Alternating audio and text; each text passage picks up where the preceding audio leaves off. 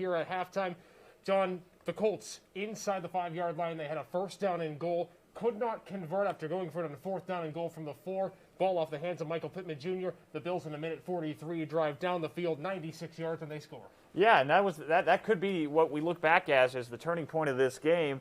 It really had been back and forth. The Colts had an opportunity trying to maybe go up by 10 points, but they had it all the way down to the first and goal at the 1, and then you can't get it there. They brought in Jacoby Brissett, and you look at this game, they had what they wanted. Michael Pittman off his hands, Phillip Rivers forced to kind of move around. Instead of taking the field goal, Josh Allen and his group, again, I can understand Frank Reich to a point. You put them back at the 4, they've got to go 96 yards, yes, but Josh Allen to Gabriel Davis twice along the sidelines for major pickups.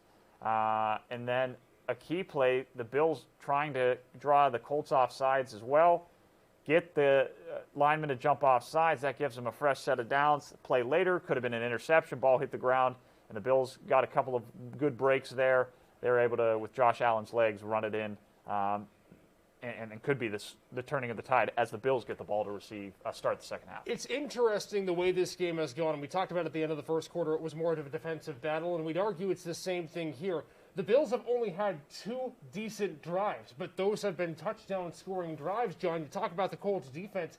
They've been stagnant against Josh Allen for the good portion of this first half. It's unfortunately for them, they only have 10 points. The 2 drives that they didn't play well yielded in touchdowns. Yeah, well, I mean, we said it at the beginning of the game, and most analysts throughout the week, is that the Colts were going to have to finish drives. Field goals were not going to win this game, and so far today, you look at 2 drives that they got inside the 20 of the Buffalo Bills, come away with a field goal and a turnover on downs. Yeah. That's not going to help you in this scenario. And the problem for the Colts, too, is if Buffalo comes out here and scores a touchdown, then you're down. You're down 8, so 1-score game. But these drives for both teams are taking so long. I mean, they're eating up 6-7 minutes of the clock.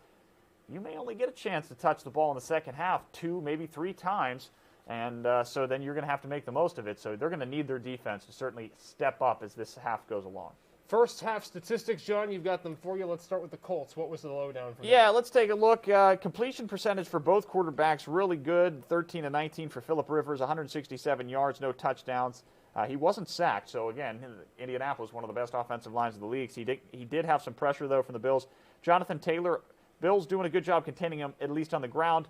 14 attempts for 40 yards, averaging just close to 3 a carry. Michael Pittman, the big receiver for Indianapolis, 4 receptions, 91 yards. Taylor did have a touchdown on the ground. I failed to mention that.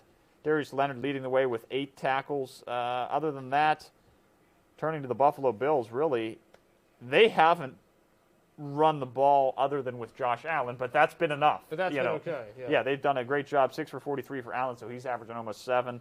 Allen 11 of 16 for 138 in the touchdown. And then you have Gabriel Davis. Again, that may lend itself. You see here, Stephon Diggs, only that 1 big catch on the first touchdown drive. Cole Beasley 2 for 11. So are they maybe using those guys? I don't want to say as a decoy, but they're certainly, you can tell they're probably on a limit of terms of snaps. Right. Gabriel Davis is stepping up so far today and making some big-time catches for this Bills offense. Josh Allen, as we mentioned, rushing. Stephon Diggs, just 1 catch for 36. Trey Edmonds leading the way in tackles with 6, followed up by Tre'Davious White, Matt Milano. There's you're talking your top defensive leaders right there. Do want to mention as well as we get ready for the second half, still a lot more left to go today. We have our Trail to Tampa show at 7 p.m. on WICU. We have our Erie News Now sports special at 6 p.m. this evening. A lot of cool giveaways going on. If you haven't already, a chance to win a signed jersey. Check out our social media for that. We also have giveaways throughout the day. We're actually live at John V. Schultz tonight talking to several people. Hopefully you'll be able to tune in and watch that, just about the fun, excitement around this weekend. But John, I think if you're a Bills fan, we talked about at the end of the first quarter how you're optimistic, but you're also very cautious right now. It might be a nail-biter the way this game is going back and forth, and just knowing the fact that Buffalo's offense has been boom or bust in this first half. Yeah, certainly. I mean, we saw last year when they had a big lead against Houston, how quickly that could evaporate. I don't think Phillip Rivers at this point of his career is as talented as a Deshaun Watson is, but certainly there's those capabilities there. Yeah, it's going to be an interesting second half. I think both defenses, I want to mention this, is the fact that we talked about it at the end of the first quarter, is that safety tandem of Jordan Poyer and Micah Hyde. They've made multiple plays, especially on T.Y. Hilton today. And on that fourth down play, I believe it was Hyde getting there and causing Rivers to have to go a little farther on the throw than maybe he would have wanted, forced the incompletion. So there's been some great play from them, as well as some of the linebacking core in terms of Milano and Edmonds. But the Bills, I think, they're going to really want to come out in the second half, maybe reestablish that run game a little bit. They haven't needed to run a lot, but if they can get that run game going and continue these long, 7-8 minute drives. I was going to ask you the keys to the second half. You talked about the Bills. What about the Colts? They've had good field position. That's been the advantage for them. Any changes that you see Frank Reich against his former team will come out with in the second half? Well, you could see certainly in most of the half they were playing in a zone. Again, I think you're going to see Darius Leonard, just with the way Josh Allen runs the football, maybe more of a spy, try and keep him in the pocket more. They've gotten home with just 4 rushers on a good portion of the plays to force Buckner up front and others. They're going to have to keep Allen from using his legs and try to throw the ball. It seems like, as we mentioned, Beasley and Diggs not at 100% going into this game. We knew that, and haven't been as effective. So if you can do that and get the pressure, that's where it's going to be on the defensive side to limit what they do in the passing game for the Buffalo Bills. On the offensive side, Jonathan Taylor, maybe try and get that run game going.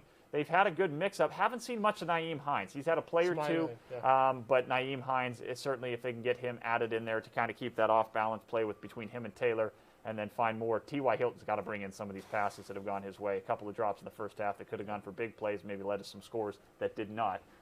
And that may be the difference so far right now. You can get Hines in motion as well, a decent pass catcher as well as one of those tandem running backs that you can use. All right, second half is just around the corner. It's 14-10. This game is close, and it's probably going to remain that way at least for the early part of this second half. We'll see what happens, but we'll be with you throughout the way.